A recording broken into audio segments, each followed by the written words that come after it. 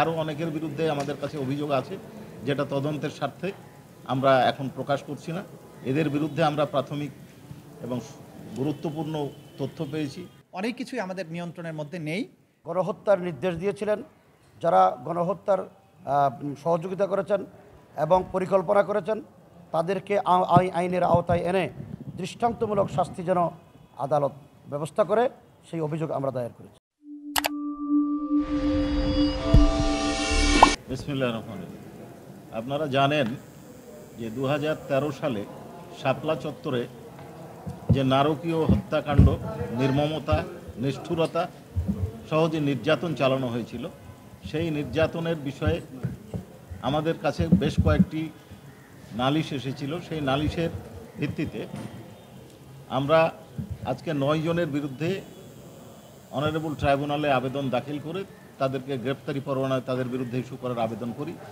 এই 9 জনের মধ্যে 4 জন বিভিন্ন মামলায় জেল হাজতে থাকায় তাদেরকে এই মামলায় সোনারেস্টের আবেদন করেছি।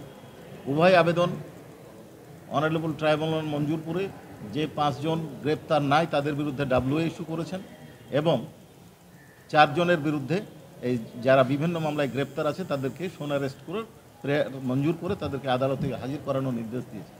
যাদের বিরুদ্ধে আমরা আবেদন করেছিলাম তারা হচ্ছেন শেখ হাসিনা, যিনি পলাতক আছেন, ডক্টর মহিউদ্দিন খান আলমগীর, সাবেক স্বরাষ্ট্রমন্ত্রী, ডক্টর ইমরান এইচ সরকার, হাসান মাহমুদ খন্দকার, সাবেক আইজিপি, বেনজির আহমেদ, সাবেক আইজিপি।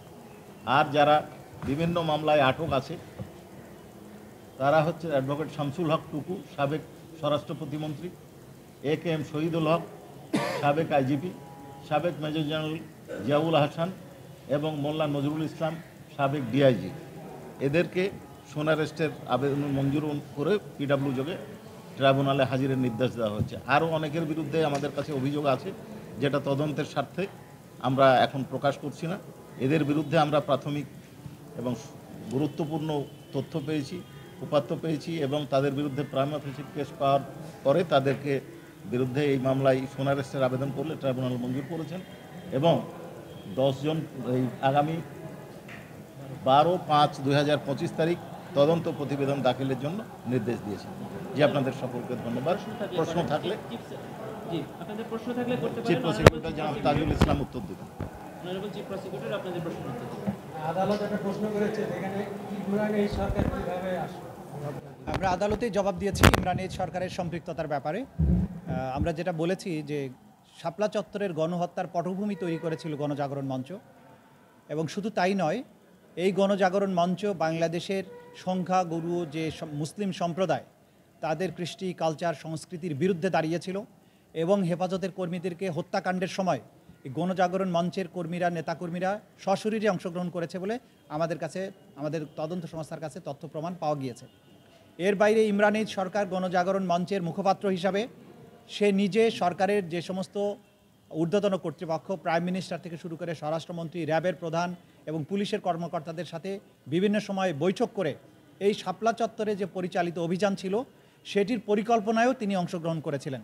সে কারণে তার বিরুদ্ধে আমরা গ্রেপ্তারি পরোয়ানা চেয়েছি এবং সে বিষয়টা আমরা আদালতের কাছে স্পষ্ট করেছি।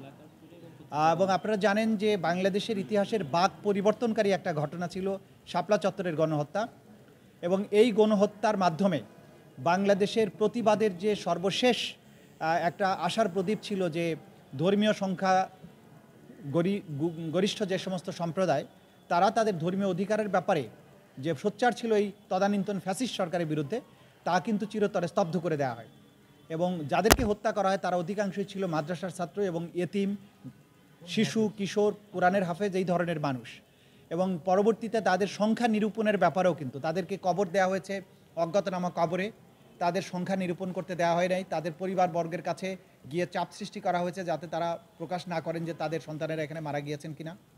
এবং অধিকারের মতো একটা মানবাধিকার সংগঠন যারা এই সংখ্যাটা প্রকাশ করেছিল, এইটার দায়ে অধিকারের প্রধান নির্বাহী আদিলুর রহমান খানকে কারারুদ্ধ করা হয়, তাকে সাজাও দেওয়া হয়েছিল। এই জাতীয় নির্যাতন এগুলো করা হয়েছিল সেই সময়। এটা বাংলাদেশের ইতিহাসের অন্যতম আলোচিত মানবাধিকার লঙ্ঘন এবং মানবতা বিরোধী অপরাধ। সে কারণে ট্রাইব্যুনাল অনেক পর্যালোচনার পরে এটাকে মানবতা বিরোধী অপরাধ হিসাবে চিহ্নিত করে এটাকে তদন্তের অধীনে নিয়ে এসেছে এবং এটার বিচারের ব্যাপারে পদক্ষেপ গ্রহণ তারা করবে, এটা আমাদের পক্ষ থেকে সিদ্ধান্ত। এটা তদন্তাধীন আছে। কতজন আসলে নিহত হয়েছিলেন সেই বিষয়টা আমাদের তদন্ত সংস্থা বের করবেন, কারণ ইতিপূর্বে কারো পক্ষ থেকে সুনির্দিষ্ট সেইভাবে সংখ্যা আমাদের কাছে যা এসছে এগুলো তদন্ত সংস্থা যাচাই বাছাই করে দেখছে। সুতরাং আমরা আজকেই বলতে পারছি না টোটাল কত লোক সেদিন নিহত হয়েছিলেন। তদন্ত শেষে যখন রিপোর্ট আমরা দেব সেদিন আমরা বলে দেব আসলে কত লোক সেদিন নিহত হয়েছিলেন। শাপলা চত্বরের ঘটনায় বিপুল সংখ্যক আইন শৃঙ্খলা রক্ষাকারী বাহিনী অংশ নিছে, তো সেখানে আপনারা এই 9 জনের বিরুদ্ধে কেন গ্রেপ্তার? আপনারা জানেন যে ক্রাইমস অ্যাগেনস্ট হিউম্যানিটিতে প্রধান কাজ হচ্ছে আমাদের কমান্ড স্ট্রাকচারকে ধরা, যারা সেই সময়ে কমান্ড করেছিলেন। আপনারা জানেন যে প্রাইম মিনিস্টার পার্লামেন্টে পরবর্তীতে বলেছিলেন যে এরা রং মেখে শুয়েছিল। তার মানে এটা তিনি জানতেন, জানার পরেও তারা এই ধরনের তুচ্ছ-তাচ্ছিল্য করা, তার নির্দেশ এবং পরিকল্পনা এটা হয়েছিল। স্বরাষ্ট্রমন্ত্রী, স্বরাষ্ট্র প্রতিমন্ত্রী, আইজিপি, র্যাবের প্রধান, এডিজি অফিস, পুলিশের ঊর্ধ্বতন কর্মকর্তারা তারা প্ল্যান করে এটা করেছিলেন। হাজার হাজার সদস্য অংশ নিয়েছে সঠিক, কিন্তু মানবতা বিরোধী অপরাধের বিচার করার জন্য আমাদের লাগবে কমান্ড স্ট্রাকচার। কারা নির্দেশ দিয়েছিল, কারা বাস্তবে ফিল্ডে থেকে কমান্ড করে এই কার্যটা করেছিল। সেই কারণে প্রথমে আমরা টপ কমান্ডারদেরকে বিচারের মুখোমুখি করতে চাই। সে কারণেই টপ কমান্ডারদের বিরুদ্ধেই আজকে গ্রেপ্তারি পরোয়ানা চাওয়া হয়েছে এবং সেটাই জারি হয়েছে আজকে।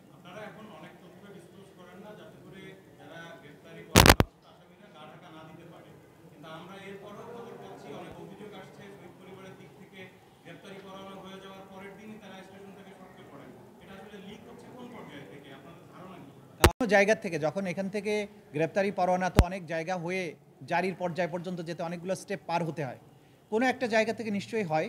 সেই ব্যাপারে আমরা নিজেরা তদন্ত করছি, খোঁজখবর রাখছি, চেষ্টা করছি এটাকে রোধ করার জন্য। সেই ব্যাপারে আইন শৃঙ্খলা রক্ষাকারী বাহিনীর ভূমিকাকে প্রাধান্য দিতে হবে, কারণ এটা রোধ করার ব্যাপারে তাদের ভূমিকাটা অন্যতম প্রধান। এই ব্যাপারে তাদের দৃষ্টি আকর্ষণ আমরা করেছি এবং আমাদের পক্ষ থেকে যতটুকু করা সম্ভব নিশ্ছিদ্র করা সেটার কাজও আমরা করে যাচ্ছি, চেষ্টা করে যাচ্ছি। এবং আমরা আগের মতোই বলছি যে অনেক কিছুই আমাদের নিয়ন্ত্রণের মধ্যে নেই, সে কারণে আমরা অনেক কিছু রোধ করতে পারি না। তারপরেও আমাদের সর্বাত্মক চেষ্টা আছে যাতে এটা প্রকাশিত না হয়। Thank you. আমাদের বক্তব্য হলো, যারা সেই দিন সেই ফ্যাসিস্ট সরকারের প্রধানমন্ত্রী সহ যারা গণহত্যার নির্দেশ দিয়েছিলেন, যারা গণহত্যার সহযোগিতা করেছেন এবং পরিকল্পনা করেছেন, তাদেরকে আইনের আওতায় এনে দৃষ্টান্তমূলক শাস্তি যেন আদালত ব্যবস্থা করে, সেই অভিযোগ আমরা দায়ের করেছি। আমি এই মামলার অভিযোগকারী, আমার নাম মৌলানা আজিজুল হক ইসলামাবাদী। আমি হেফাজতুল ইসলাম বাংলাদেশের তৎকালীন সময়ের 2013 সালের কেন্দ্রীয় সাংগঠনিক সম্পাদক, বর্তমানে যুগ্ম মহাসচিব। আমরা সবাই এখানে ছিলাম, সবাই 2013 সালে।